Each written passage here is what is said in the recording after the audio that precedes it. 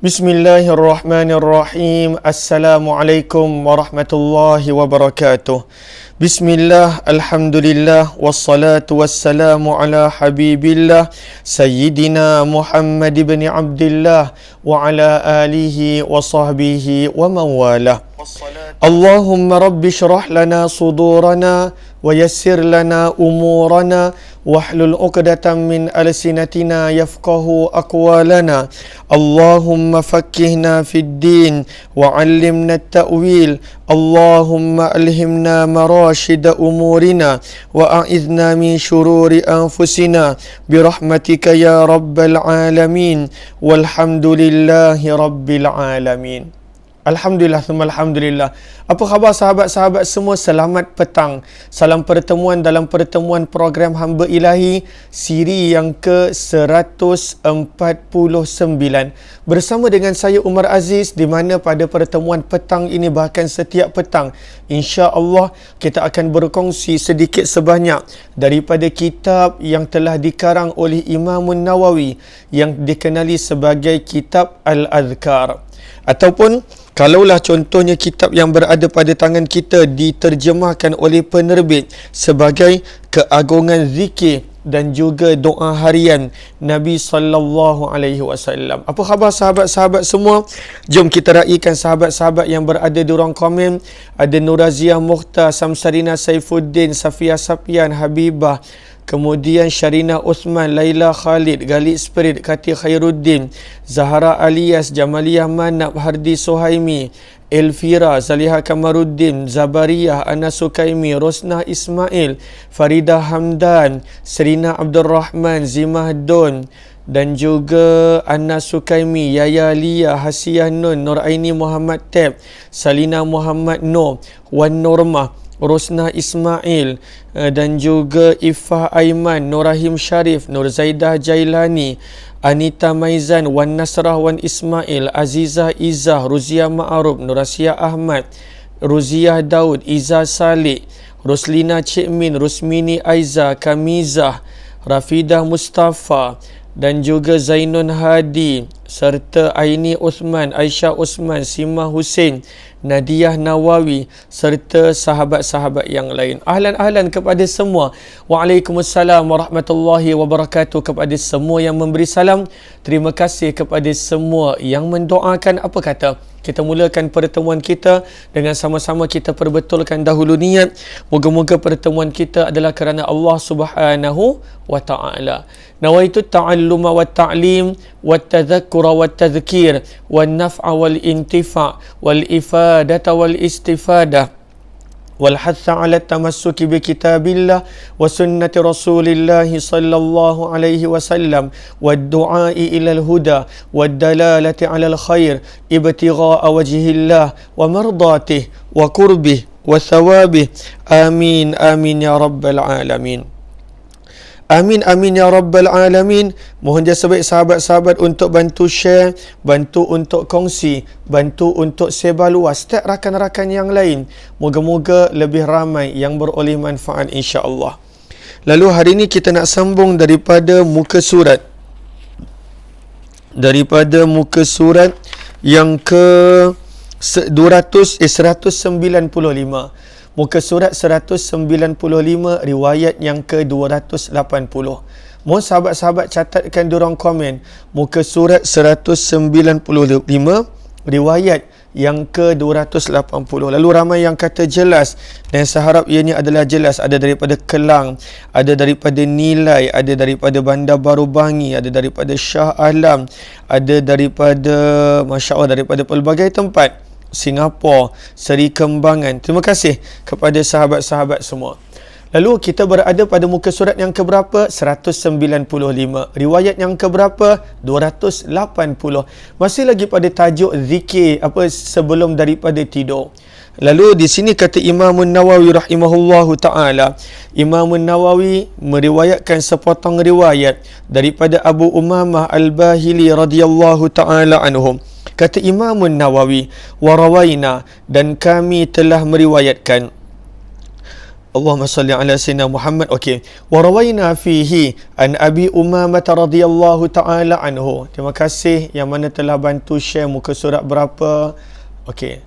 Kata Imam Nawawi, dan kami telah riwayatkan dalam kitab Ibnu Sunni. Apakah nama kitab Ibnu Sunni? Amalul yaumi wal lailah, amalan pada waktu pagi dan malam. Lalu dalam kitab Ibnu Sunni Amalul Yaumi wal Lailah, Imam Nawawi meriwayatkan sepotong hadis daripada sahabat Nabi Abu Umamah Al-Bahili radhiyallahu taala anhu. Kata Abu Umamah, aku mendengar baginda Nabi sallallahu alaihi wasallam bersabda, "Man awa ila firashihi tahira wa dzakara Allah azza wa jalla hatta yudrikahu an-nu'as lam yanqalib sa'atan min al-lail yas'alu Allah azza wa jalla fiha khairan min khairid dunya wal akhirah illa a'tahu iyyahu." Apakah terjemahannya? Yang mana Abu Umamah meriwayatkan daripada baginda Nabi sallallahu alaihi wasallam,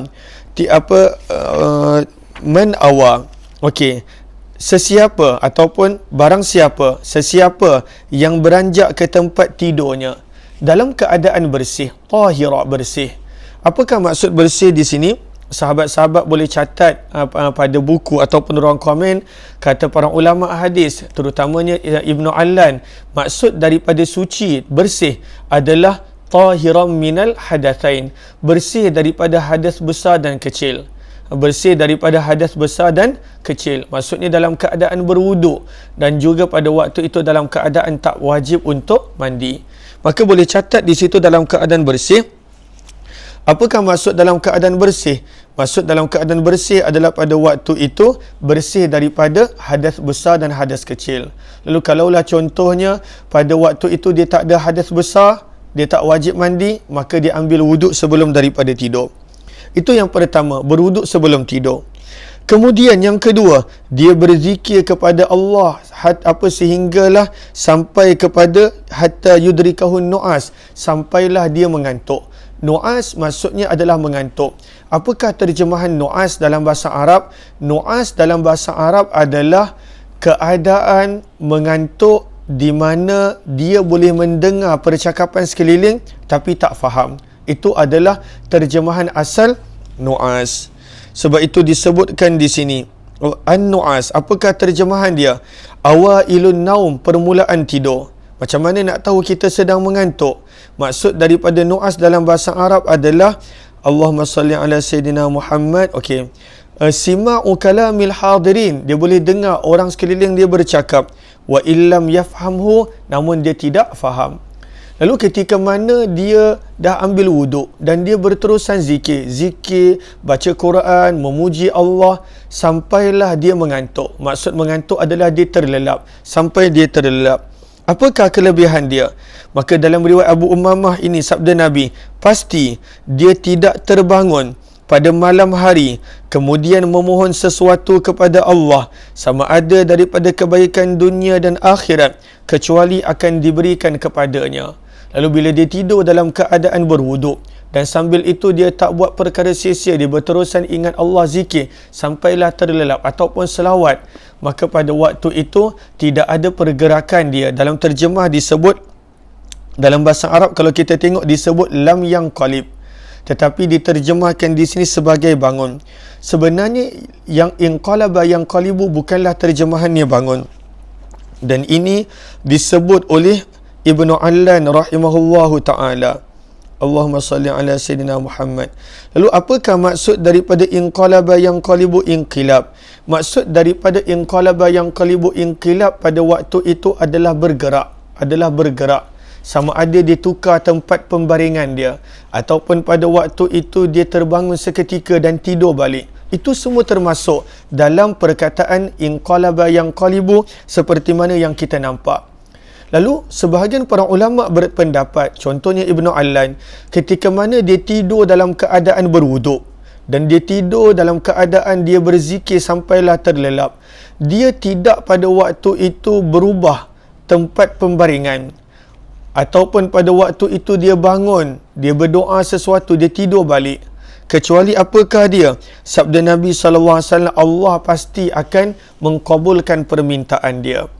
Daripada perkataan hadis ini, Imam Ibn Allan rahimahullahu ta'ala berkata, fafihi al-isyarah, dalam hadis ini adanya isyarat ila anna an-nawma ala taharah, bahawa tidur dalam keadaan suci, dalam keadaan bersih daripada hadas besar dan hadas kecil, dalam keadaan berwuduk, min asbabi ijabati doa, sebenarnya termasuk daripada sebab-sebab doa mustajab, termasuk daripada keadaan yang mana doa diterima.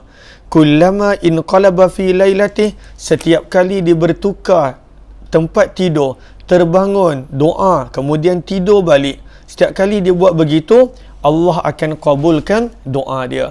Bila dia tidur dalam keadaan berwuduk, dan pada waktu itu dia tidur dalam keadaan terus menerus berzikir sampailah terlelap. Maka ini kelebihan tidur berwuduk, dan juga tidur sambil berzikir sampailah tertidur.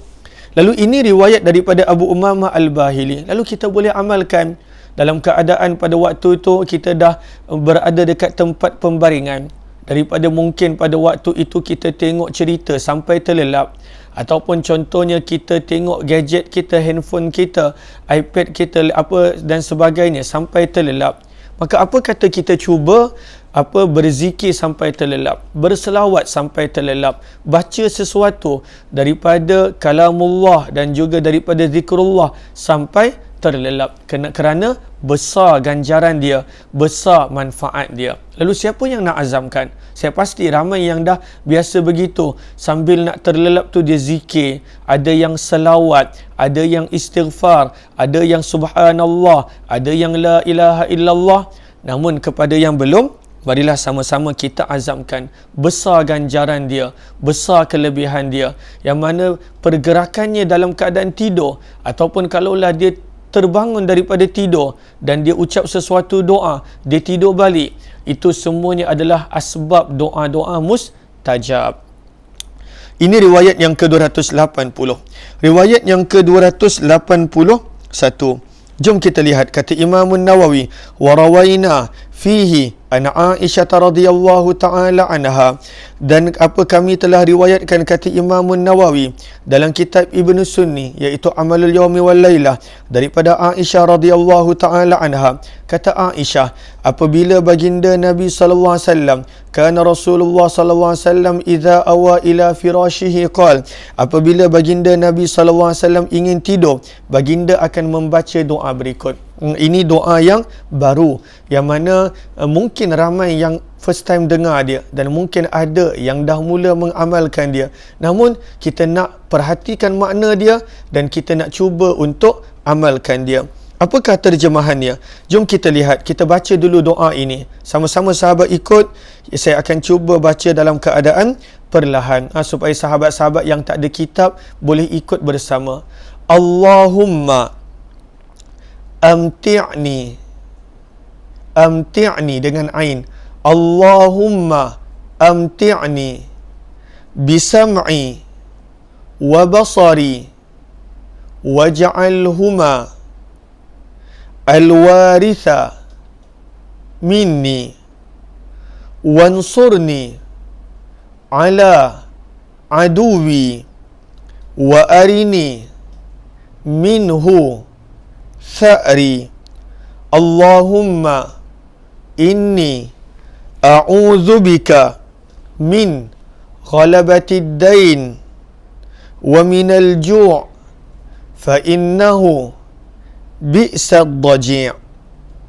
Lagi sekali kita baca, Allahumma amti'ni bisam'i wa basari waj'alhuma alwaritha minni wansurni ala aduwi wa arini minhu tha'ri.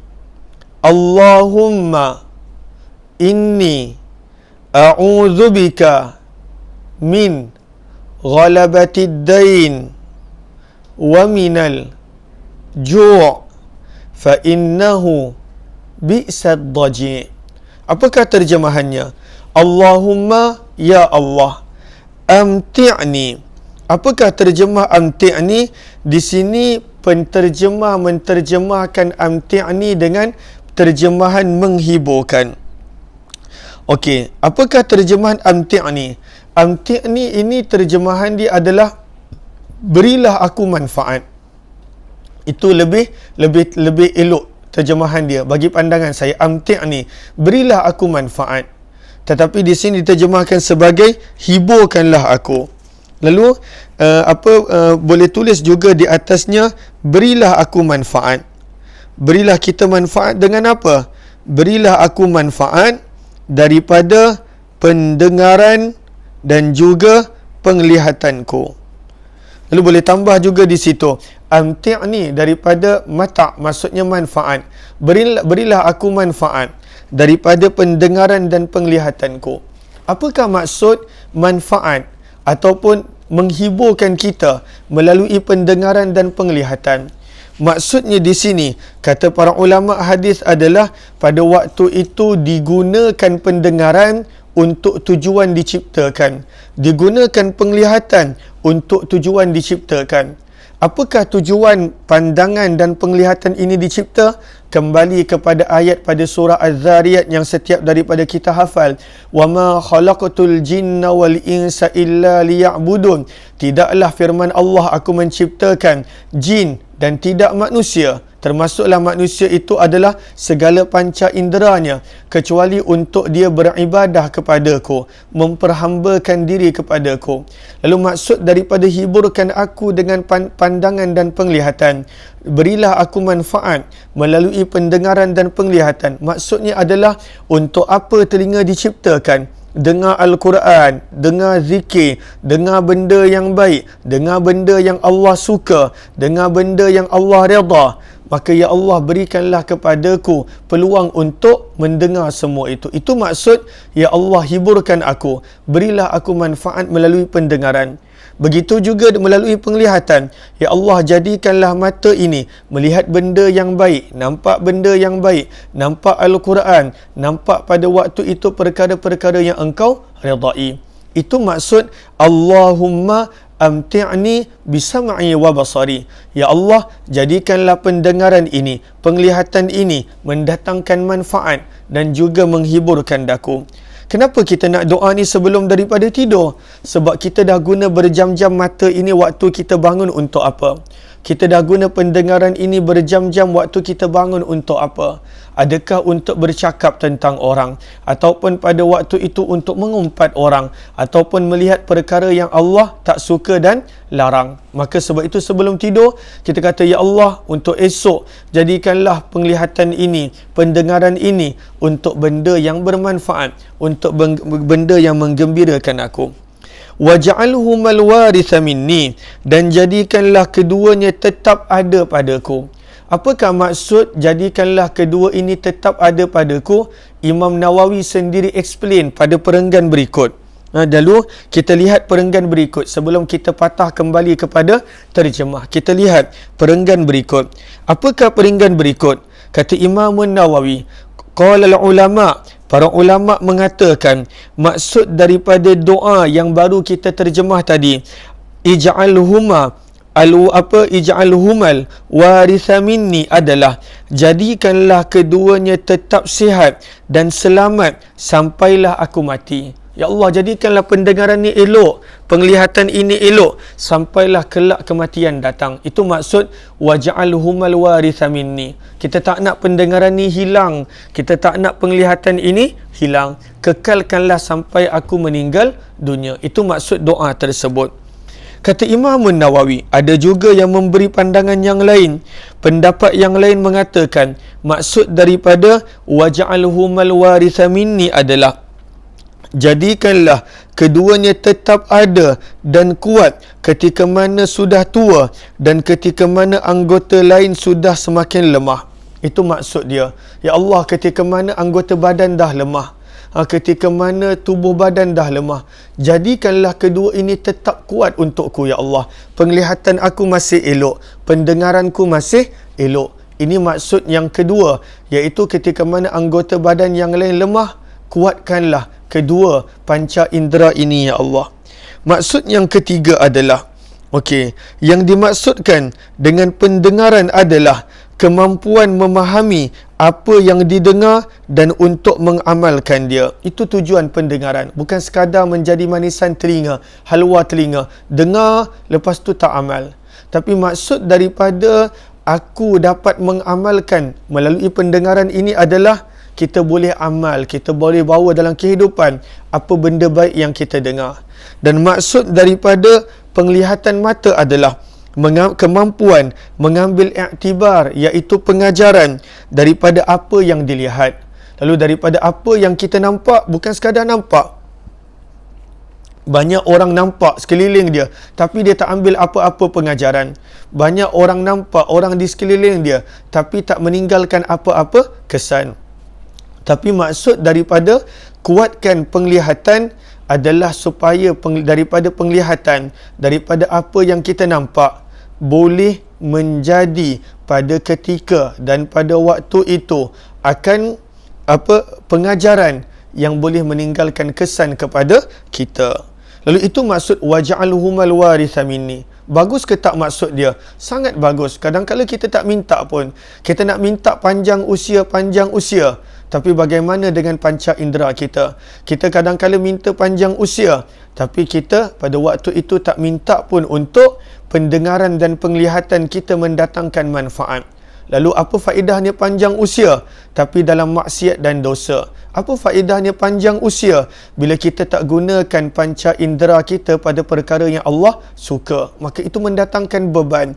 Itu menjadikan kita mendapat azab dan siksaan. Lalu panjangnya usia pada waktu itu dalam keadaan panca indera kita digunakan untuk perkara-perkara kebaikan.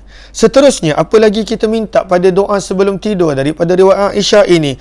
Wansurni ala aduwi. Ya Allah, bantulah aku ke atas musuh-musuhku. Ya Allah, aku ada banyak musuh, sama ada yang tak kelihatan seperti syaitan ataupun daripada kalangan manusia. Bantulah aku terhadap mereka, ya Allah. Wa arini minhu tha'ri, dan perlihatkanlah kepadaku balasan mereka. Maksudnya, ya Allah, jadikanlah mereka binasa. Tunjukkanlah balasan yang engkau berikan kepada musuh-musuhku ini kepadaku, ya Allah. Lalu ini orang-orang yang mana menginginkan keburukan untuk kita. Allahumma inni a'udzubika min ghalabatid dain. Ya Allah, sesungguhnya aku berlindung kepadamu daripada bebanan hutang. Ghalabah, bebanan. Lalu mohon untuk tukarkan terjemahan kekuasaan kepada bebanan. Dan ini memang patut kita amalkan doa ini. Bagaimana ramai orang yang diuji dengan bebanan hutang dalam keadaan dia tak ada pendapatan, tak ada pekerjaan, dan pada waktu itu masih lagi banyak benda yang perlu dia selesaikan, yang perlu untuk dia bayar. Maka sebab itu kita minta, ya Allah, aku berlindung kepadamu daripada ghalabatid dain, bebanan hutang. Adapun manusia itu memang dalam kehidupan dia kadang-kala ada hutang, tapi kalaulah hutang itu tidak membebankan, maka tidak mengapa. Namun kalaulah hutang itu membebankan, kita minta perlindungan daripada hutang yang membebankan. Dan kemudian yang terakhir, wa minal ju', dan aku meminta perlindungan kepadamu daripada rasa lapar. Kenapa? Fa innahu bi'sad daji', kerana sebenarnya rasa lapar itu adalah seburuk-buruk teman tidur. Rasa lapar itu adalah seburuk-buruk teman tidur. Sebab itu disebutkan di sini, Allahumma salli ala Sayyidina Muhammad. Sebentar.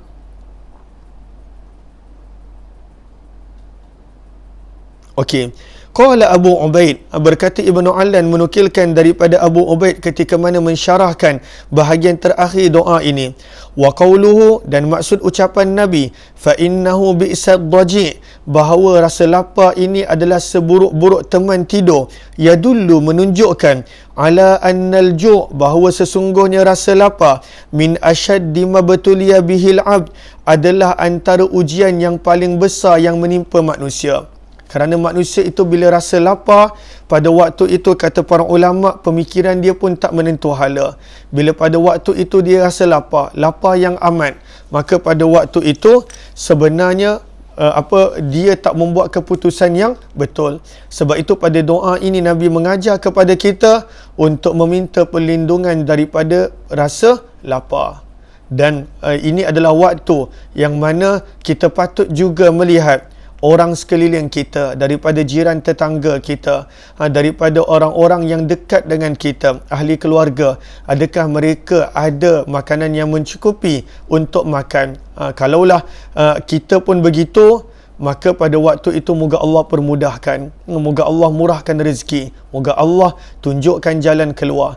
Tapi kalaulah kita ada lebihan harta, dan pada waktu itu mungkin jiran tetangga, mungkin sanak saudara, mungkin ahli keluarga yang pada waktu itu adalah berada dalam keadaan lapar, maka pada waktu itu patut kita bertanya, dan pada waktu itu bantu yang ikut kemampuan kita. Sekurang-kurangnya biarlah tidur dalam keadaan ada makanan, sekurang-kurangnya. Itu sekurang-kurangnya. Kerana daripada hadis ini kata Abu Ubaid, antara ujian yang teruk adalah pada waktu itu manusia berasa lapar. Berasa lapar yang amat. Berasa lapar disebabkan tidak ada bekalan dan makanan. Sebab itu Nabi ajar kepada kita pada waktu itu meminta pertolongan. Wa minal ju' dan juga daripada kelaparan. Fa innahu bi'sad daji', kerana ianya adalah seburuk-buruk teman. Moga Allah permudahkan segala urusan mereka yang terjejas. Moga Allah ganti dengan sebaik-baik sebaik-baik balasan dan juga sebaik-baik perkara di dunia dan akhirat untuk setiap daripada sahabat-sahabat kita yang sedang terjejas di mana jua mereka berada. Allahumma salli ala Sayyidina Muhammad. Okey. Dalam riwayat yang lain, perkataan waj'alhuma yang mana doa itu Allahumma amti'ni bisam'i wa basari waj'alhuma. Dalam sebahagian riwayat waj'alhuma pada waktu itu dibaca dengan waj'alha tanpa min. Lalu ada riwayat membaca dengan waj'alhuma dan ada riwayat yang dibaca dengan waj'alha. Lalu dua-dua riwayat betul. Kata Imam Nawawi, dalam riwayat yang lain disebut waj'alhul, bukan waj'alha, minta maaf, waj'alhul waritha minni, ha tanpa alif. Lalu ada sebahagian riwayat waj'alhuma dan ada sebahagian riwayat waj'alhul waritha minni. Dua-duanya adalah betul. Lalu ini doa yang menarik yang patut kita amalkan. Amin ya rabbal alamin. Lalu ada tak sahabat-sahabat yang pernah amalkan doa ini? Allahumma amti'ni bisam'i wa basari waj'alhumal waritha minni wansurni ala aduwi wa arini minhu tha'ri. Allahumma inni a'udzubika min ghalabatid dain wa minal ju' fa innahu bi'sad daji. Ada tak sahabat-sahabat yang biasa mengamalkan doa ini? Lalu kalaulah ada yang dah mula amalkan, tahniah. Kalaulah belum, mari kita cuba untuk amalkan insya-Allah. Okey, seterusnya riwayat yang ke-282. Riwayat yang ke-282. Kata Imam Nawawi rahimahullahu taala, wa rawaina, dan kami telah meriwayatkan juga dalam kitab Ibnu Sunni, masih lagi dinukilkan daripada riwayat Ibnu Sunni, iaitu kitab Amalul Yaumi wal Lailah, daripada riwayat Aisyah radhiyallahu taala anha. Aisyah berkata, "Ma kana Rasulullah sallallahu alaihi wasallam munzu sahibtuhu yanamu hatta faraqa ad-dunya hatta yata'awwadh minal jubun wal kasal was sa'amah wal bukhl wa su'il kibr wa su'il manzar fil ahli wal mal wa azabil qabr wa minasy syaitani wasyirkih." Ini adalah daripada riwayat Ibnu Sunni. Kata Aisyah radhiyallahu taala anha, amin ya rabbal alamin. Lalu ada yang kata belum amalkan, insya-Allah moga-moga kita dapat amalkan. Ahlan-ahlan kepada sahabat-sahabat yang baru join, mohon jasa baik untuk bantu share, bantu untuk kongsi, bantu untuk sebar luas, tag rakan-rakan yang lain. Moga-moga lebih ramai yang beroleh manfaat insya-Allah. Moga-moga lebih ramai yang beroleh manfaat. Okey, dalam kitab Ibnu Sunni daripada Aisyah berkata, sejak aku menikahi ataupun bersama dengan baginda Nabi sallallahu alaihi wasallam sehinggalah baginda meninggal dunia, sebelum daripada tidur, Nabi SAW akan memohon perlindungan daripada sifat-sifat berikut. Lalu apakah yang Nabi minta perlindungan? Yang pertama, daripada jubun, daripada sifat pengecut. Lalu ini semua benda-benda yang Nabi minta perlindungan. Lalu macam mana kita nak minta? Maka pada waktu itu kita hanya perlu tambah sebelum daripada perkataan minal jubun, pada perkataan yata'awwaz bahasa Arab itu, kita tukarkan kepada Allahumma ya Allah, ini sesungguhnya aku, a'udzubika, berlindung kepadamu. Dan baru kita masuk kepada minal jubun wal kasal was sa'amah wal bukhul wasu'il kibr wasu'il manzari fil ahli wal mal wa azabil qabr wa minasyaitani wasyirkih. Lalu macam mana kita nak amalkan doa ini? Maka pada perkataan ya ta'awwaz bahasa Arab itu, kita letakkan di situ perkataan Allahumma, di mana terjemahannya adalah ya Allah. Allahumma inni, sesungguhnya aku, terjemahannya a'udzubika, berlindung kepadamu, min, daripada sifat-sifat yang kita boleh sambung baca dia. Lalu kata Aisyah, Nabi sebelum daripada tidur, Nabi akan berlindung daripada sifat-sifat ini. Yang pertama jubun, iaitu sifat pengecut.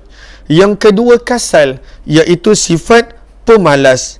Yang ketiga sa'amah, iaitu sifat bosan. Apakah maksud bosan? Iaitu bosan dalam melakukan ibadah. Ini yang kita sebenarnya risau. Kita kadang-kala bila semangat tu kita buat, tapi bila contohnya bosan, lesu, kita langsung tak buat apa-apa. Lalu Nabi mengajar kepada kita untuk meminta perlindungan daripada sifat bosan. Bosan pada apa? Dalam kurungan bosan pada ibadah. Yang keempat, wal bukhul, daripada sifat kedekut.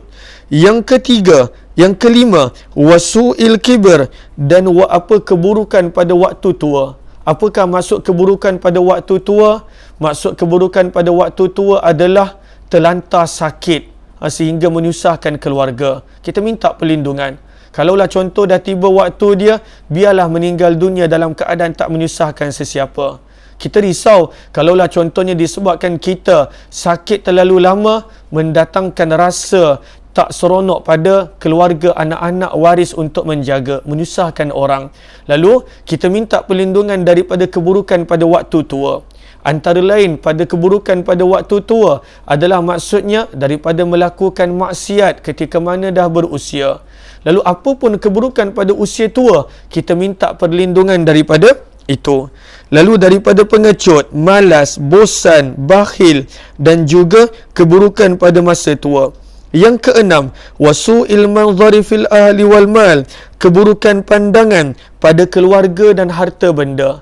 Maksudnya Allah jaga kita daripada kita nampak benda-benda yang tak elok pada keluarga kita dan juga harta kita. Kita tak nak nampak keluarga kita pada waktu itu buat maksiat. Kita tak nak nampak pada anak kita pada waktu itu menjadi derhaka. Kita tak nampak disebabkan harta, maka pada waktu itu boleh mendatangkan perkara yang tak baik. Maka itu maksud meminta perlindungan daripada keburukan pandangan pada keluarga dan juga pada harta. Yang ketujuh, kita minta perlindungan daripada azab kubur. Dan yang ke-8, kita minta perlindungan daripada syaitan dan juga seluruh pengikut dia. Lalu kata Aisyah, semenjak aku bersama dengan baginda Nabi sallallahu alaihi wasallam sampailah baginda wafat meninggal dunia, Nabi tidak tidur kecuali Nabi meminta perlindungan daripada 8 benda ini. Lalu kita pun boleh amalkan. Moga-moga Allah Subhanahu Wa Taala istiqamahkan kita. Saya sebenarnya nak habiskan bab ni, namun masa tak mengizinkan. InsyaAllah kita sambung esok daripada muka surat 197 insyaAllah. Kita jumpa malam ini dalam pertemuan di Telegram channel Kisah Para Sahabat. Dan di sini saya nak buat pengumuman, insyaAllah esok adalah tarikh akhir untuk kepada yang nak membuat pembelian kitab korban. Lalu kalaulah ada yang mungkin terlepas pandang, pada 18 hari bulan 7 ini Al-Fadhil Ustaz Hazri akan membuat daurah ataupun pengajian untuk lebih kurang 3 jam berkenaan tentang ibadah korban dan semua permasalahan yang berkaitan dengan ibadah korban.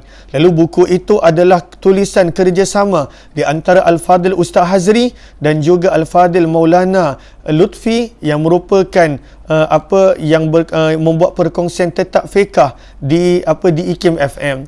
Lalu buku itu termasuk postage berharga RM33. Lalu esok adalah hari yang terakhir, sebab kalaulah boleh banyak mana sahaja yang membuat pembayaran, itulah sahaja yang saya nak ambil daripada Ustaz Hazri untuk postkan. Kerana ini adalah buku pre-order yang mana 5 hari bulan Julai kita akan postkan. Tak naklah nanti bila hari daurah, sebab saya nak pergi ambil buku tu pun bukan senang, kena pakai Grab, rider dan sebagainya. Lalu kalaulah ada yang ingin untuk membuat pembelian, esok adalah last 2 Julai dan ramai juga yang telah membuat pembelian. Cuma sekadar nak maklumkan, kalaulah boleh buat pembelian awal. Sebab sekarang ni adalah PKP. Lalu takkanlah pula saya nak kata, Ustaz tolong postkan, takkanlah saya nak minta Ustaz Hazri untuk tolong postkan untuk kita. Lalu itu tidak beradab nama dia. Lalu kalaulah ada yang nak membuat pembelian, silakan. Dan terima kasih kepada yang mana telah Allahumma salli ala Sayyidina Muhammad menaja. Cumanya baru-baru ini Madrasah Al-Masyhur daripada Perlis, kerana mereka ingin turut bersama dalam daurah ini, maka mereka minta kalaulah ada yang ingin untuk menaja lebih kurang 30 buku, RM33, yang mana kali 30, kalaulah ada yang nak taja sebahagian ataupun satu buku, maka boleh maklumkan sebelum daripada 3 Julai insya-Allah, supaya kita boleh postkan lebih kurang 30 buku untuk Madrasah Al-Masyhur yang diketuai oleh Al-Fadhil Ustaz Fayyad, Ustaz Fayyad, sahabat saya juga. Lalu kalaulah ada yang ingin untuk membuat penajaan, maka boleh sahaja tekan link yang ada di ruang komen. Pada link nak buku Al-Azkar, boleh sahaja tekan link di situ dan maklumkan ingin menaja ataupun ingin untuk membuat pembelian buku korban. Esok adalah last supaya 5 Julai kita boleh mula postkan, dan 18 Julai adalah program daurahnya nanti insya-Allah. Wabillahi taufiq wal hidayah. Assalamualaikum warahmatullahi wabarakatuh. Kepada yang ingin untuk membuat pembelian kitab Al-Azkar ataupun ibadah korban, boleh tekan link yang ada di ruang komen. Jumpa lagi malam nanti insya-Allah.